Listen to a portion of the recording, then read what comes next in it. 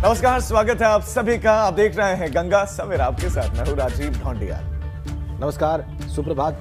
बिल्कुल गंगा सवेरा में राजीव के साथ मैं राजेंद्र दे। और जैसा कि हम रोज करते हैं, आज हम खबरों का सुपर डोज आपको देंगे। ब्रेकिंग फॉर्मेट में खबरें बताएंगे, ग्राउंड जीरो पर लेके चलेंगे, अपने रिपोर्टर से बात करेंगे। लेकिन शुरुआत एक ऐसी खबर के साथ, लाइव एनकाउंटर की तस्वीर के साथ। तस्वीर बागपत की है। वहां पर पुलिस और बदमाशों के बीच 3 घंटे से भी ज्यादा वक्त तक एनकाउंटर चला। पुलिस ने ईस्टर्न पेरिफेरल एक्सप्रेसवे के पास कार लूट की वारदात को अंजाम देकर फरार हुए 3 बदमाशों को गिरफ्तार किया। पुलिस की फायरिंग में तीनों बदमाश घायल हुए। इन्हें इलाज के लिए हॉस्पिटल में भर्ती कराया गया। बदमाशों के पास से 2 तमंचे बरामद हुए, जबकि पुलिस ने असलाहा बरामद करने के लिए देर रात तक गन्ने के खेत में कॉम्बिंग की। दरअसल ईस्टर्न पेरिफेरल एक्सप्रेसवे के पास शाम 3 बदमाशों ने हथियारों के बल पर दिल्ली के व्यापारी रोहित जैन की कार लूट ली और फरार हो गए। सूचना मिलते ही पुलिस ने नाकेबंदी कर दी। खेकड़ा थाना पुलिस ने बदमाशों का पीछा शुरू किया। बदमाश कार को दिल्ली सहारनपुर हाईवे पर खेकड़ा पाठशाला के पास फायरिंग करते हुए जंगल में भागने लगे। इसके बाद पुलिस का एनकाउंटर शुरू हुआ।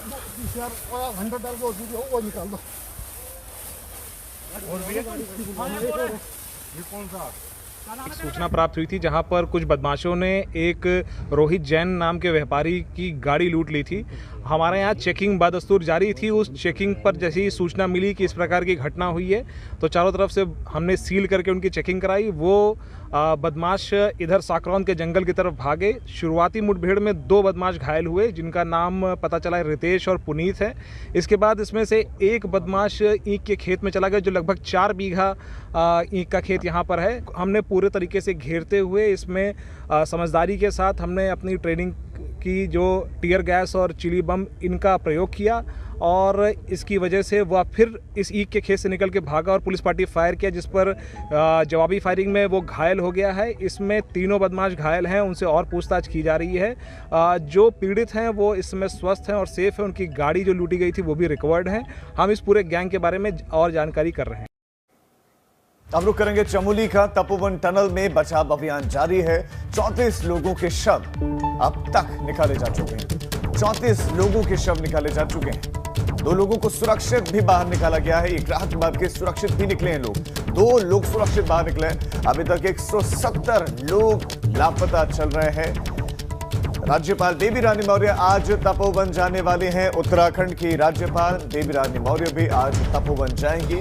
वहां पर राहत बचाव के जो कार्य चल रहे हैं, उन कार्यों की प्रगति जानेंगी, देखेंगे कि किस तरह से चल रहे हैं। अधिकारियों से बात करेंगे, पूछेंगे कि क्या क्या संभावनाएं अधिकारियों को लग रही है। लेकिन ये बड़ी खबर कि 34 के शव अब तक मिल चुके हैं और 2 सुरक्षित भी बाहर निकले। 4 तस्वीरें हैं इस रेस्क्यू ऑपरेशन से जुड़ी हुई आपकी स्क्रीन पर। टनल के अंदर रेस्क्यू चल रहा है, टनल के बाहर रेस्क्यू चल रहा है, फंसे मजदूरों का रेस्क्यू चल रहा है। और आप एक और तस्वीर में आप देख सकते हैं तबाही के निशान। विष्णुप्रयाग में कैसे एक मंदिर जो है उसमें मलबा घुस गया और वो लगभग नष्ट हो गया, उसकी तस्वीर भी आपकी स्क्रीन पर। 4 तस्वीरें, टनल के अंदर रेस्क्यू, टनल के बाहर भी उसका काम चल रहा है। फंसे हुए मजदूरों को बचाने की पुरजोर कोशिश।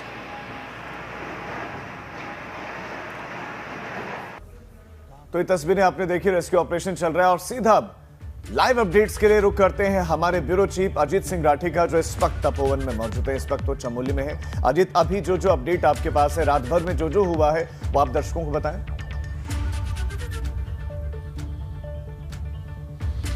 राजीव, देखिए, रात भर रेस्क्यू ऑपरेशन चलता रहा, लोगों की तलाश होती रही, टनल से मलबा निकालने का काम होता रहा। और ये जो तमाम जो ऑपरेशनल कार्रवाई हैं, जितनी भी एक्टिविटी हैं, वो दिन भर चलती हैं, वो रात में भी चलती रही। अब चूंकि रेस्क्यू का फोकस एक ही जगह टनल पर है, उसको लेकर भी यहाँ लोगों में नाराज़गी है। बाकी जगह जहाँ तबाही के निशान है, तबाही हुई है, वहाँ पर रेस्क्यू नहीं हो रहा है, वहाँ पर लोगों की सर्च नहीं हो रही। इस बात को लेकर के लोग थोड़े नाराज़ भी हैं। कल नारेबाजी भी हुई। आज राज्यपाल महोदया बेबी रानी मौर्य यहाँ 11 बजे पहुँच रही हैं। वो अधिकारियों के साथ बैठक करेंगी, उस टनल पर जाएंगे और रैनी गाँव भी जाने का उनका कई कार्यक्रम बन सकता है। वो देखेंगे कि किस तरह से तबाही में लोग पीड़ित हैं और उनके लोग बिछड़ गए, उनसे बात भी करने की वो कोशिश करेंगी। और पूरा अमला इस मामले में जुटा हुआ है। टनल के बाहर आर्मी, आईटीबीपी, एनडीआरएफ, सबकी कंपनीज वहाँ खड़ी हैं, सबके सिपाही वहाँ दिन रात एक करके वहाँ टनल से मलबा निकालने का। और दूसरा जो जेसीबी मशीन के ड्राइवर है, उनको दाद देनी पड़ेगी। वो दिन रात एक करके जेसीबी मशीन को लेकर मलबा निकालने को लेकर लगे हुए हैं। अभी फिलहाल स्थिति राजीव यही है कि 34 लोग की डेड बॉडी प्राप्त हो चुकी है, 170 से ज़्यादा लोग अभी भी गुम हैं, और किस तरह से होगा और जिस तरह के कुछ बॉडी के पार्ट छत विछत मिल रहे हैं वो एक बहुत ही दुखदाई है। और ऐसा भी हो रहा है कि कुछ एक आध डेड बॉडी बहकर आगे चली गई, कुछ दूसरे जिलों में भी उनको रिकवर किया जा रहा है।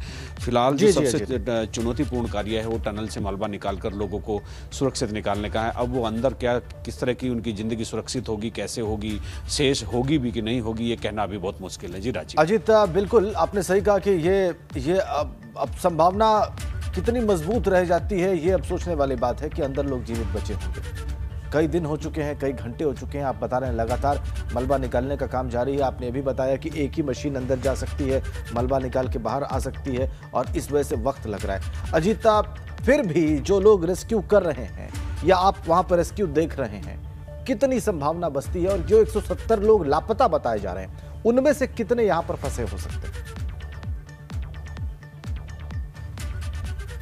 राजीव, देखिए, अपने एबीपी गंगा के दर्शकों को एक जानकारी देना बेहद ज़रूरी हो जाता है। जो ये पहाड़ के नीचे से टनल्स बनाई जाती हैं, चाहे वो रोड ट्रांसपोर्ट के लिए हो, चाहे वो दूसरे प्रोजेक्ट्स के लिए हो, तो इनमें पानी का रिसाव हमेशा रहता है। ख़ास तौर पर जब जम्मू कश्मीर, उत्तराखंड, हिमाचल, लद्दाख जैसे पहाड़ होते हैं तो उनमें उनका रिसाव हमेशा रहता है। और ये रिसाव जो होता है राजेंद्र, जितनी बड़ी वो सुरंग है, जितनी बड़ी बन चुकी है, चूँकि पूरी सुरंग तो 14 किलोमीटर लंबी है लेकिन जॉइंट नहीं हुई, इधर 2 किलोमीटर के आसपास वो सुरंग बताई जा रही है, तो पानी का रिसाव बहुत हो रहा है। हजारों लीटर पानी का रिसाव हर रोज होना, और अभी पांचवा दिन है आज कहानी इतवार में जहां से शुरू हुई थी, आज बृहस्पतिवार को भी वहीं की वहीं खड़ी है। वो जो रिसाव हो रहा है पानी, वो लोगों को वहां अंदर किस तरह से परेशान कर रहा होगा। वो जो जेसीबी मशीन से मलबा निकालने अंदर जा रहे हैं, किसी दिन उन पर भी बैकफायर मार सकता है। ये बड़ी चुनौतियां हैं। लेकिन एक सवाल ये, सुरंग का जॉइंट नहीं हुआ, 2 लोग सुरक्षित मिले हैं, ऐसे में संभावना है कि हो सकता है और भी लोग सुरक्षित हो, तो ऐसे में प्राथमिकता होनी भी चाहिए कि टनल में रेस्क्यू ऑपरेशन चले।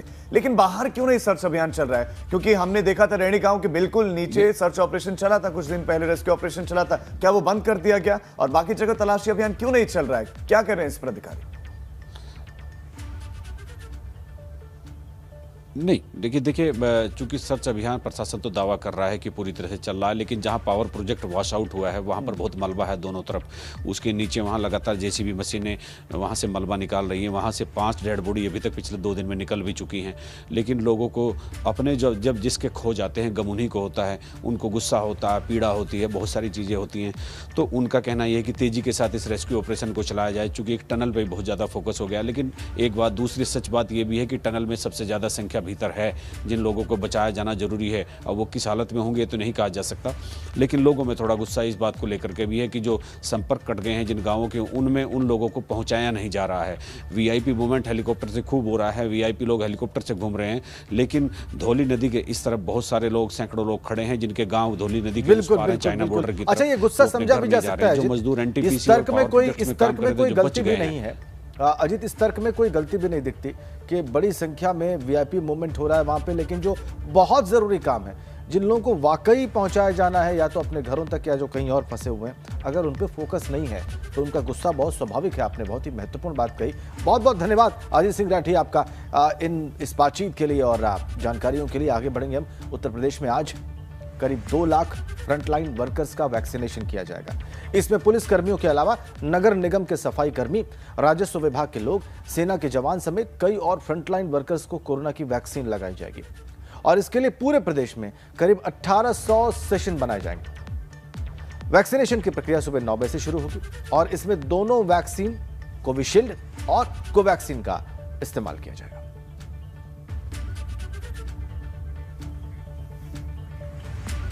इस बीच एक बड़ी खबर, यूपी सुन्नी सेंट्रल वक्फ बोर्ड में प्रशासक की नियुक्ति बीएल मीणा ने बोर्ड प्रशासक का चार्ज ले लिया है। तो बीएल मीणा ने बोर्ड प्रशासक का चार्ज लिया है।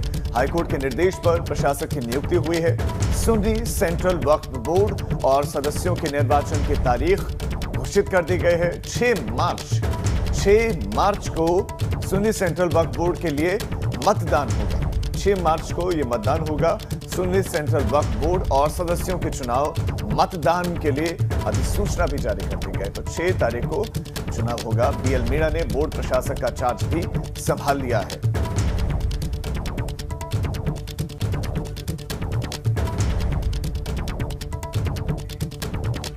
तो ये बड़ी खबर हमने आपको बताया। अब आगे बढ़ते हैं, अब अवध की खबरें आपको सुपरफास्ट अंदाज में दिखाते हैं। चलिए शुरू करते हैं। संसद में अखिलेश यादव के राम मंदिर निर्माण के लिए इकट्ठा की जा रही निधि समर्पण अभियान पर किए गए कटाक्ष पर अयोध्या के संतों ने नाराजगी व्यक्त की है। संतों ने अखिलेश यादव से कहा कि राजनीतिक दायरा अलग होता है और धार्मिक मान्यताओं पर ठेस नहीं पहुंचनी चाहिए। लखनऊ के बीबीयू में छात्रा के साथ छेड़खानी के मामले में पुलिस ने 2 लोगों को हिरासत में लिया। सोशल मीडिया पर वायरल हुए पिटाई के वीडियो के बाद पुलिस एक्शन में आई है। अम्बेडकर नगर के जैतपुर थाना इलाके में नाबालिग के साथ अपहरण के बाद रेप करने का मामला सामने आया है। पीड़िता की तहरीर पर पुलिस ने केस दर्ज कर आरोपी को गिरफ्तार कर लिया। बाराबंकी में भी समाजवादी पार्टी अधिवक्ता सभा ने शहर के पटेल चौराहा पर कृषि कानूनों के विरोध में जमकर प्रदर्शन किया और सड़क पर कृषि कानून की प्रतियां जलाई। अमेठी में कच्ची शराब की भट्टियों पर आबकारी विभाग ने बड़ी कार्रवाई की। आबकारी टीम ने गौरीगंज थाना क्षेत्र के सुजानपुर, रामपुर और चुतरीपुर गांव में छापा मारा। छापेमारी में 32 लीटर अवैध कच्ची शराब बरामद, साथ ही 8 क्विंटल लहन को नष्ट किया गया। फतेहपुर में 6 फरवरी को एक युवती की सिर कटी लाश मिलने के मामले में पुलिस ने खुलासा किया है। पुलिस ने युवती के प्रेमी समेत 3 आरोपियों को गिरफ्तार किया। गिरफ्तार आरोपियों के पास से हत्या में इस्तेमाल किए गए सामान बरामद किए गए। प्रतापगढ़ पुलिस का ऑपरेशन क्लीन जारी है। इसी कड़ी में पुलिस और हाईवे लुटेरों के बीच मुठभेड़ हो गई। मुठभेड़ के दौरान 3 छात्र हाईवे लुटेरों के पैर में गोली लगी है, उनको इलाज के लिए हॉस्पिटलाइज कराया गया है।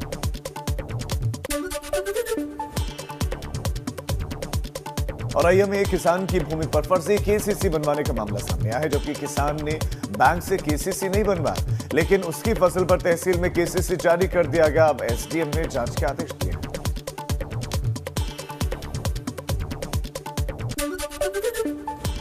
तो आपने अवध क्षेत्र की खबरें सुपरफास्ट अंदाज में देखी। आइए आगे बढ़ते हैं, मौनी अमावस्या की बात करते हैं। मौनी अमावस्या यानी वो शुभ मुहूर्त जिसमें स्नान मात्र से पूरे माघ मास का पुण्य फल प्राप्त होता है। भक्त इस दिन मौन धारण करके गंगा घाट के किनारे आते हैं, स्नान करके तिल और आंवले का दान करते हैं, पुण्य फल प्राप्त करते हैं। और यहाँ पर आपको ये बताना आवश्यक है कि वाराणसी में स्नान ध्यान का अलग महत्व है और इसी शुभ तिथि को कुंभ का महास्नान शुरू होता है। इस बार षटग्रही योग बन रहा है, लिहाजा भक्तों की इस दिन में विशेष आस्था रहती है। तो मौनी अमावस्या है। और अगर हम हरिद्वार की बात करें तो हमारे जो संवाददाता है उन्होंने भी जानकारी दी थी कि हरिद्वार में गंगा में थोड़ा मटमैला पानी आ रहा है, क्योंकि आपदा आई थी और उसके बाद से जो पानी है वो ऋषिकेश हरिद्वार तक पहुंच रहा है। इसीलिए बहुत कम मात्रा में पानी छोड़ा गया है हर की पैड़ी की तरफ। और इस खबर पर हमारे साथ हमारे संवाददाता जुड़ गए हैं अलग अलग जगहों से। पंकज राणा हमारे साथ हरिद्वार से जुड़ गए हैं, हमारे साथ मोहम्मद मोइन प्रयागराज से जुड़े। सबसे पहले पंकज आप ही के पास आना चाहते हैं हम, क्योंकि हरिद्वार बहुत महत्वपूर्ण हो जाता है, क्योंकि कुंभ का ये दूसरा स्नान भी कहा जा रहा है, क्योंकि पहला मकर संक्रांति और दूसरा क्या आपको सुबह सुबह तस्वीर वहां पर देखने को मिल रही है? आप तस्वीरें भी दर्शकों को दिखाएं।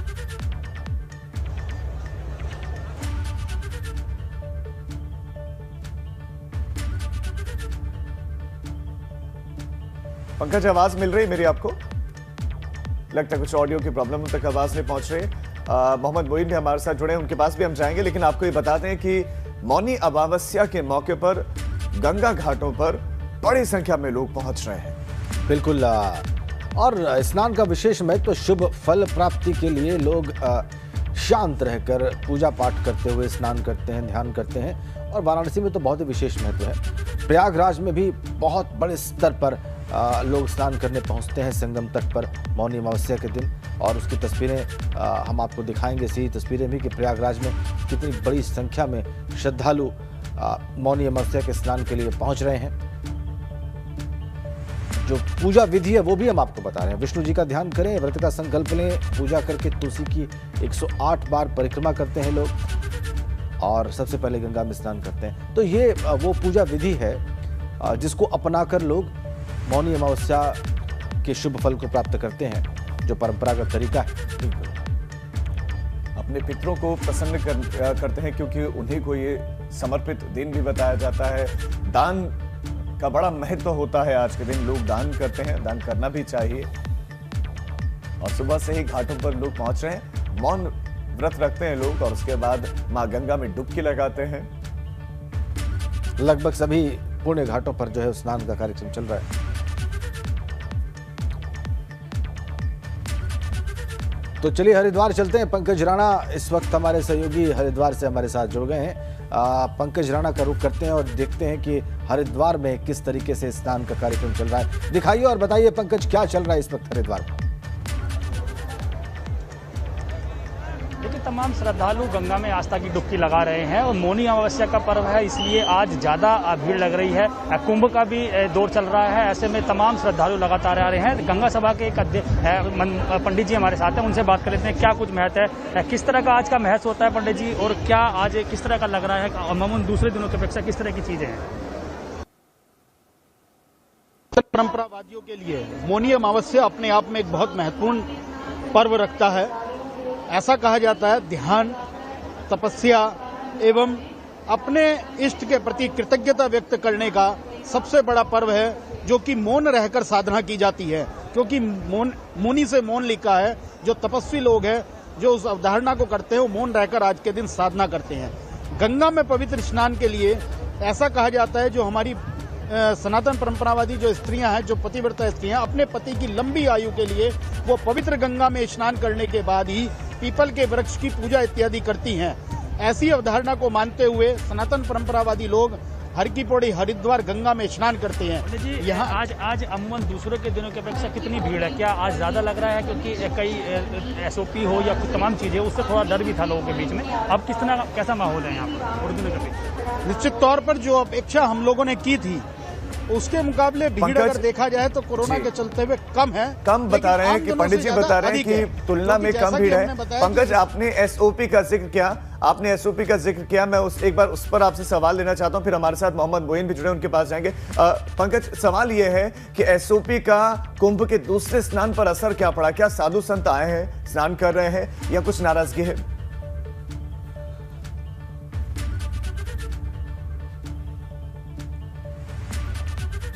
लगता है उन तक आवाज नहीं पहुंची है। मोहम्मद मोइन हमारे साथ, हमारे संवाददाता प्रयागराज से जुड़े हुए हैं। मोइन, प्रयागराज की तस्वीर आप दर्शकों को दिखाए कि प्रयागराज में क्या उतना ही उत्साह है जितना हरिद्वार में जो लोग पहुंचे उतने ही उत्साहित है? प्रयागराज की तस्वीर क्या है? बिल्कुल, चलिए आपको उत्तर प्रदेश की बड़ी खबरें बताते हैं आज, जो सुर्खियां बन सकती हैं आज। और वो खबरें हैं पंडित दीनदयाल उपाध्याय की पुण्यतिथि। आज पंडित दीनदयाल उपाध्याय पार्क में स्पेशल प्रोग्राम है।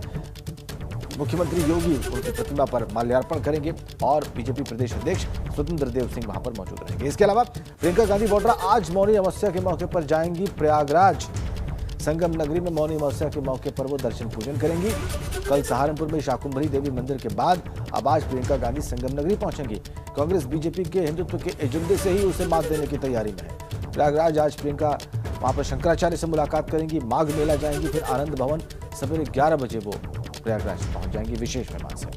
और यूपी में आज करीब 2.25 लाख फ्रंटलाइन वर्कर्स को वैक्सीन लगेगी। पुलिस और नगर निगम के सफाई कर्मी, राजस्व विभाग के लोग, सेना के जवान समेत बाकी फ्रंटलाइन वर्कर्स को वैक्सीन लगेगी। प्रदेश में करीब 1800 सेशन बनाए जाएंगे। सुबह 9 बजे से यह कार्यक्रम शुरू हो जाएगा। यूपी के बाद उत्तराखंड में क्या रहेगा खास बताते हैं आपको। तपोवन टनल में बचाव अभियान जारी है। चमोली के रैणी तपोवन क्षेत्र में रविवार को आए प्राकृतिक आपदा में लापता व्यक्तियों को राहत, बचाव, उनका खोज अभियान लगातार जारी है। उत्तराखंड की राज्यपाल बेबी रानी मौर्य आज सुबह 11 बजे जोशीमठ हेलीपैड पर आएंगी। इसके बाद तपोवन पहुंचेंगी। आपदा के चौथे दिन बुधवार को भी 2 बाकी लापता लोगों के शव नदी के किनारे अलग अलग जगहों से बरामद किए गए और अब लगातार आपदा कंट्रोल रूम से जानकारियां मिल भी रही हैं। 206 लोगों में से 2 लोग सुरक्षित भी मिले हैं। बिल्कुल, तो आपने देखी उत्तर प्रदेश और उत्तराखंड की वो खबरें जिन पर पूरे दिन हमारी भी नजर रहेगी और जो महत्वपूर्ण घटनाएं हो सकती हैं आज की। अब हम रुक रहे हैं ब्रेक के लिए, फौरन लौट रहे हैं। आप देख रहे हैं 10 समय।